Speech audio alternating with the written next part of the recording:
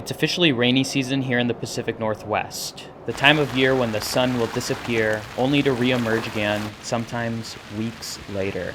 It can certainly be pretty tough on your well-being at times. Usually when the wall of gray rolls in and the never-ending drizzle begins, the mountains at least turn into a white winter wonderland, providing a beautiful place to escape the rain and play in the snow.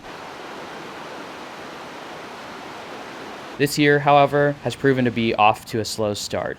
The local mountains have yet to accumulate any usable snowpack, and consistent rainfall combined with warmer than usual temperatures have kept the winter activities on pause. It's been a struggle finding ways to keep busy, and I find myself constantly watching the forecast in hopes for a shipment of snow. So it looks like there's actually a pretty big snowstorm going on right now in central Oregon. But there's also winds of 22 to 24 miles per hour with gusts as high as 38 miles per hour. There's like a dang hurricane going on in central Oregon right now. Guess I'm not gonna go there. There's also a snowstorm going on up in the local mountains here in Mount Hood. I think we found our window. And with that, I got to packing.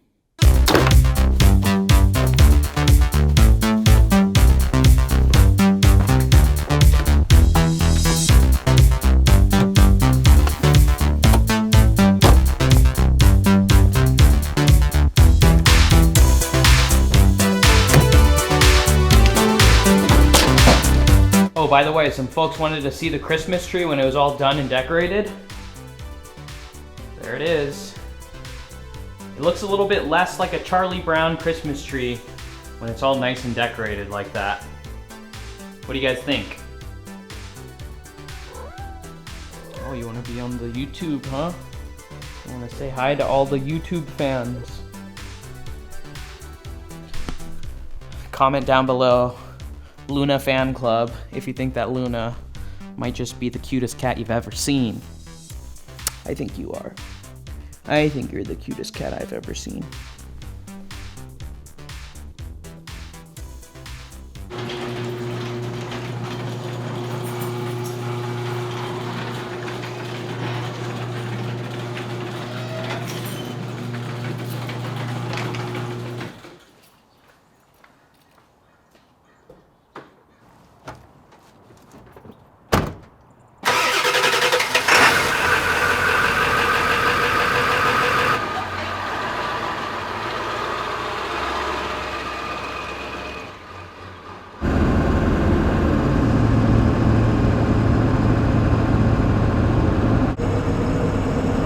According to the weather forecast, the area that I'm headed to right now is a little bit snowy right now, and it's predicted to get even snowier as the day progresses. So fingers crossed that the forecast holds to be true, or even better, hopefully it dumps more than expected.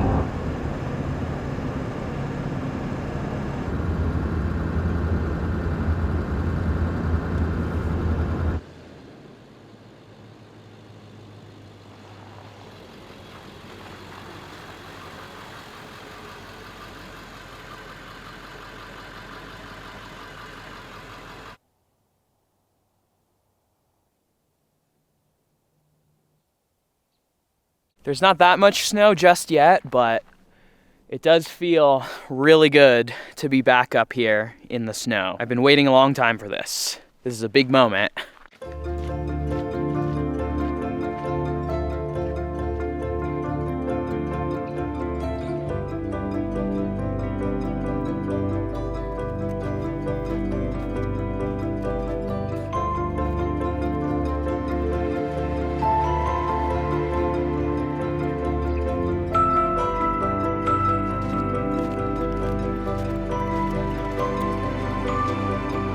One of my absolute favorite things about winter and the snow is how everything just gets so quiet and still. It's like life gets put on pause and it just feels really peaceful. It feels like the whole world is resting. In a way, I guess that's kind of what winter is, right? It's a time to rest. Unless, of course, you're like us and you like to go out and explore in the winter. It's starting to snow a little bit harder now. I won't be surprised if come evening time, it's full on dumping. One can hope.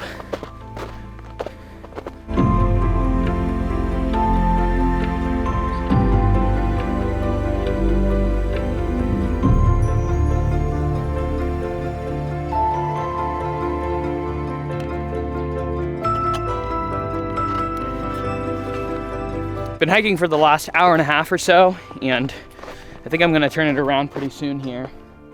Oh. That looks like a pretty fresh animal scat. I wonder what kind of animal left that behind.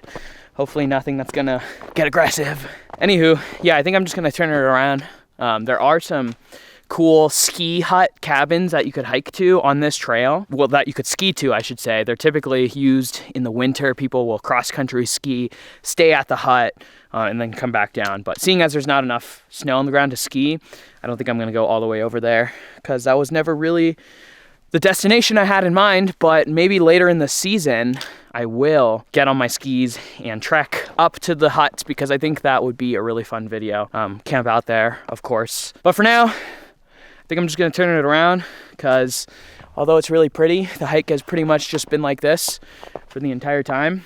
And I don't think there's really much of a destination until you get to the huts, which are quite a ways away still.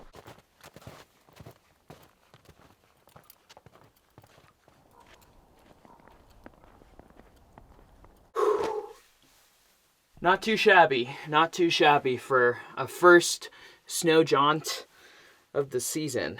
I'm hungry though, so I'm gonna get some food in me. So I had planned on picking up a sandwich at a sandwich shop on my way up here, but unfortunately the sandwich shop was closed for some reason.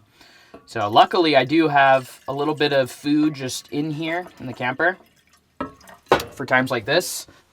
So I'm not starving. For lunch though, it's gonna be some good old Shin ramen noodles, which is actually a really nice, tasty meal when it's cold and snowy like this.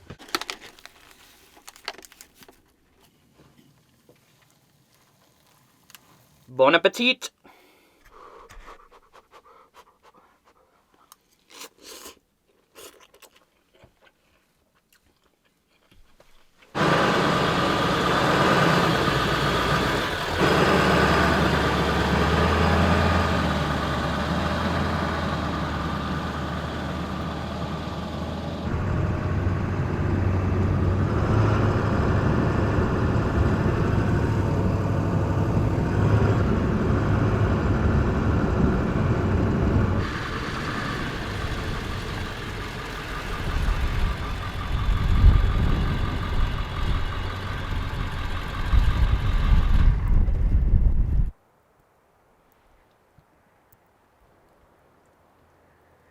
It's definitely a bit snowier up here, a little more stormy, a little colder.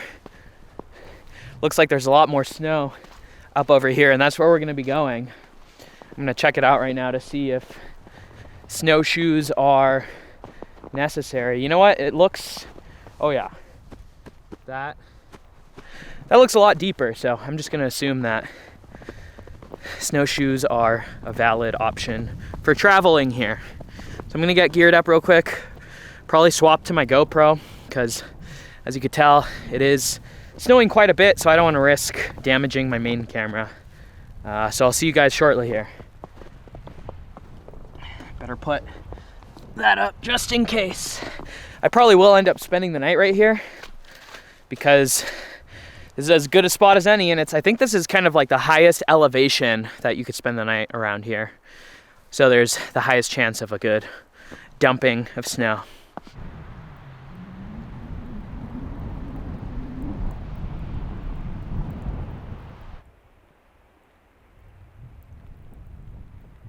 So the bad news is that I seem to have misplaced my warm winter gloves, which is terribly unfortunate. I could have sworn they were in here. I don't know where they would have gone. But the good news is I do have these glove liners, so they're not that thick, they're not incredibly warm, but they are better than nothing. So we'll see how long they could keep my hands warm.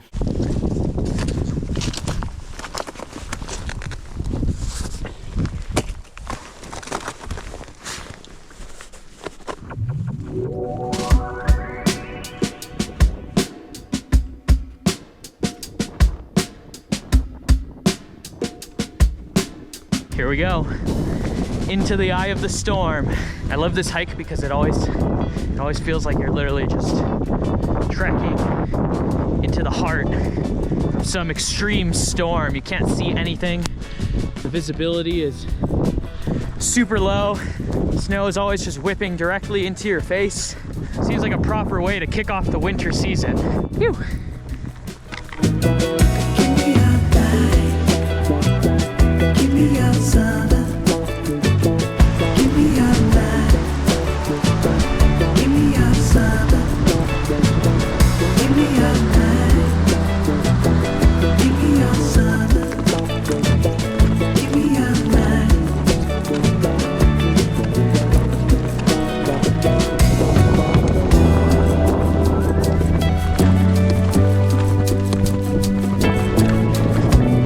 First descent, baby. Phew. Oh yeah, she's steep. I don't know if you guys can tell, but there's a pretty steep slope here.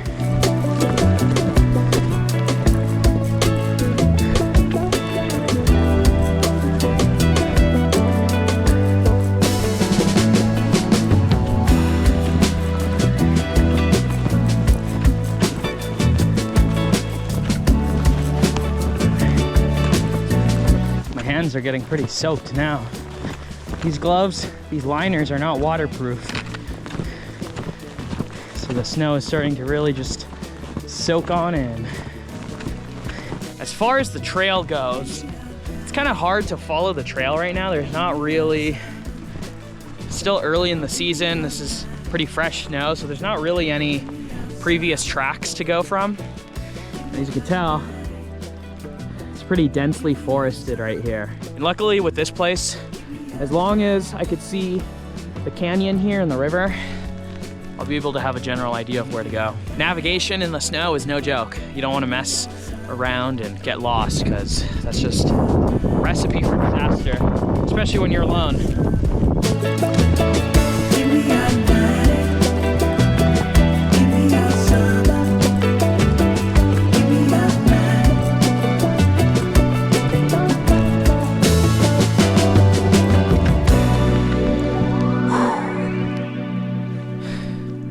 Pooped. Already pooped, and hasn't even been an hour yet. Snow travel is no joke, especially when it's this deep. You're moving at a much slower pace. It's taking a lot more energy to lift your foot up and down, especially with the snowshoes. But, oh my gosh, my hand is cramping.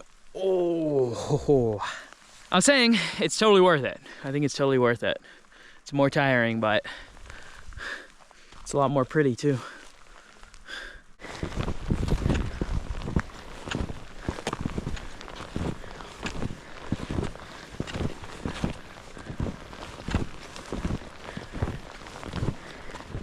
All right, well, seems like a pretty good place to turn it around. What do you say?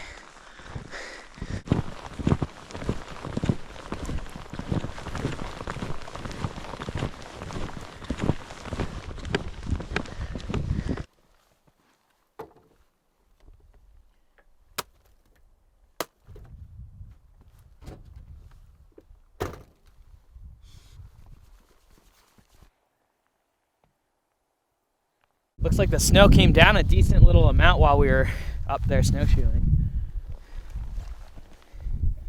Yeah, it's starting to accumulate.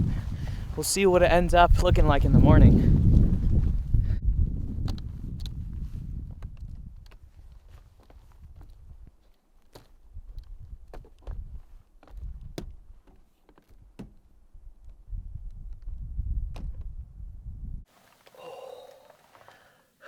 That was a pretty successful first snow outing of the winter. You know, I just realized not only is this the first snowy camping of the season for me, it's also the first time that I'm ever going to be doing any snowy camping in this rig, in this camper, with this truck. I got this set up back in May, and I haven't had the opportunity to do any snow camping, so this is going to be a test to see how it does. Now, I did winterize the camper somewhat. I drained all of the water out of the main tank and all of the holding tanks. I completely drained all of the water. I didn't actually pump RV antifreeze into the lines. I don't know if I need to do that or not, we'll see. But for now, I emptied all of the water, and although that means I can't wash dishes or anything with the fresh water, it's just one less thing to have to worry about. I do know that you could use the camper's water system, but it takes a lot more work to monitor the heat in here, make sure that all of the lines aren't freezing, make sure that the heat is running pretty much nonstop. And it's just, for now, I'm not gonna do it. For now, we're rocking it old school. No running water. Check out this sweet whiskey glass. See that at the bottom? That's Mount Denali in Alaska. In fact, all of these glasses have different mountain peaks etched into the bottom. And they're not just etched in, they're like these three-dimensional models that go up into the glass. They're really neat. This is the set of 4 American Peaks whiskey glasses made by Whiskey Peaks. I got them on huckberry.com, which, speaking of Huckberry, the holidays are right around the corner. And if you want an easy solution to get some or all of your Christmas shopping done in one place, Huckberry has a bunch of really neat gift guides where you could find these whiskey glasses as well as a bunch of other awesome products. It's all categorized so you could easily find the perfect gift for that person in your life. If you're interested, there will be a link in the description box down below. Now it's time to warm up.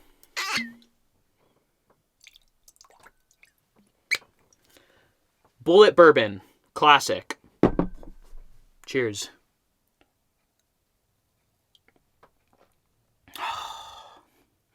It's good stuff.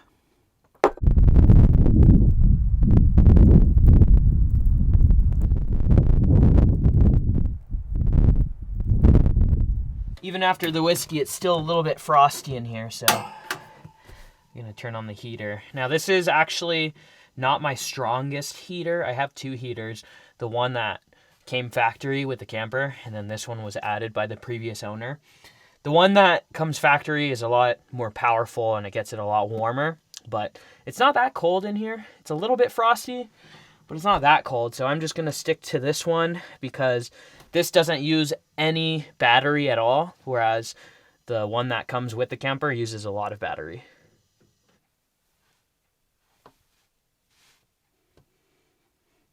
Since I'm not really gonna be using the bathroom, it's a perfect place for storing all of my wet clothing and gear. Since it's made to get wet in here anyways, I just throw it all in there and don't have to worry about it.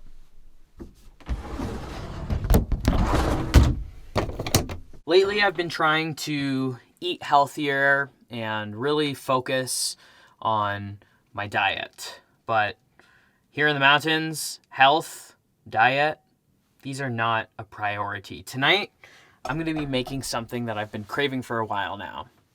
Tonight, I'm gonna be making a Big Mac.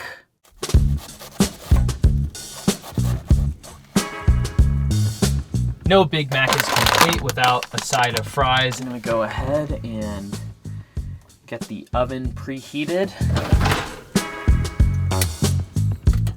To make a Big Mac sauce, super simple. We just have a few ingredients here. Most of you probably already know what goes into Big Mac sauce. We got mayonnaise. This specific mayonnaise is it's a Japanese mayonnaise called Kewpie. We got ketchup, dill relish, and some simple diced white onion. All right, so this is for a sauce. We actually don't need that much diced onion, but definitely want to make sure that it is a very fine dice. Just start off with the mayonnaise, 2 ketchup packets,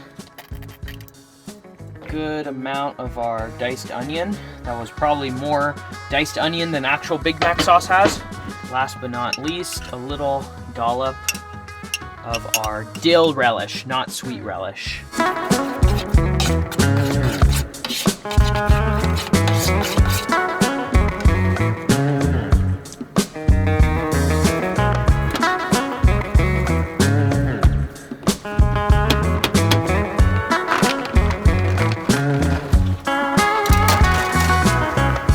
Of course, another key aspect of the Big Mac is the sesame seed bun. So we've got one top half of the bun, two bottoms.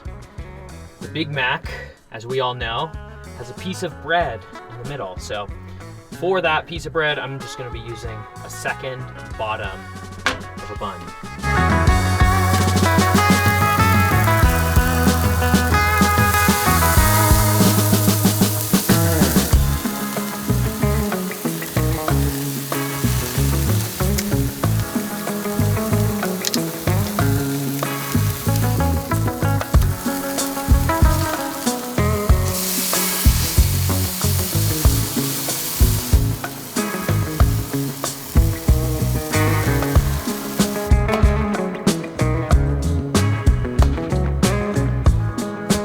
All right, now we're going into assembly mode. So first things first, bottom bun, and a nice, healthy, generous portion of that Big Mac sauce.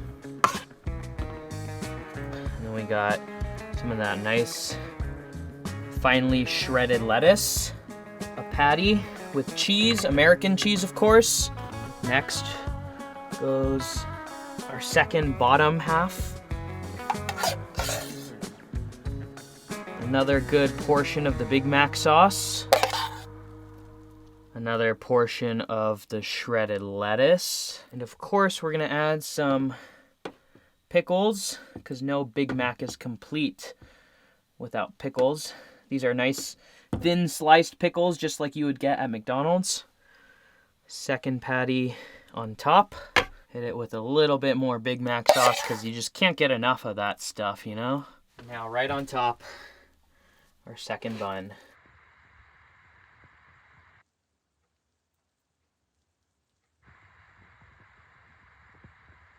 By the way, something got messed up with my lens and the inside is all foggy. So I swapped over to my iPhone. So if you've noticed a difference in quality, that's why. But anyways, this looks extremely indulgent and delicious. I've got some extra Big Mac sauce here with some ketchup for my fries.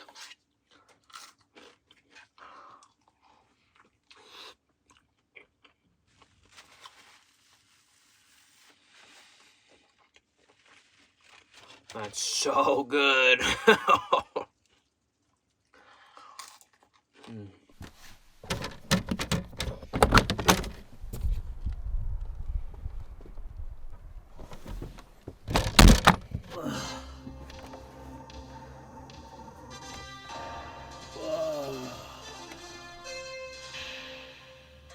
My grandma and your grandma sitting by the fire.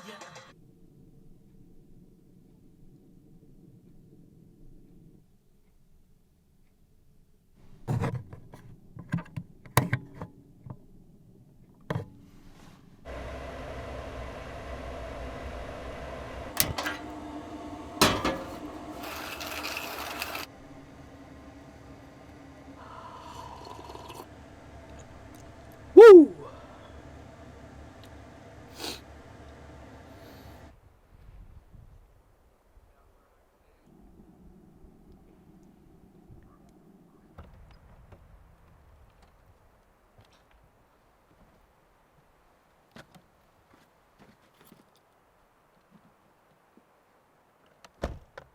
As you could probably tell, we got a pretty decent amount of accumulation overnight.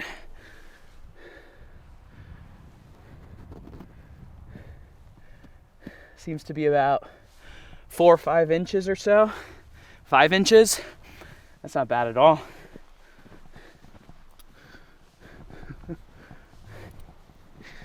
Not bad for this first snowy camping of the year.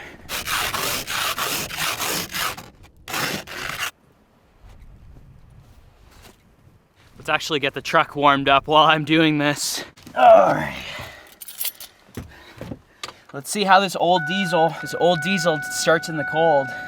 I haven't had much issues in the past with cold starts in this old 7.3 Power Stroke. But then again, I haven't camped in the snow yet, so we'll see. Letting the glow plugs get nice and warm. All right.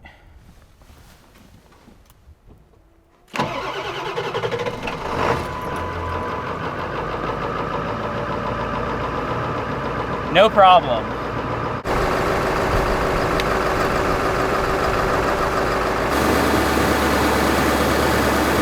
Everything is certainly harder in the snow, and it takes a lot longer. Even the most basic stuff takes like double the amount of time. Oh, all right. Well, I would call that a successful first snowy truck camping of the season. First snowy truck camping in this rig. It was all a success. That's gonna do it for now. Thank you guys like always for watching. You guys go out there, go on some adventures of your own. Live life. I'm winded. Beat the status quo, y'all know the drill. Enjoy the rest of your day. See you in the next one. Peace.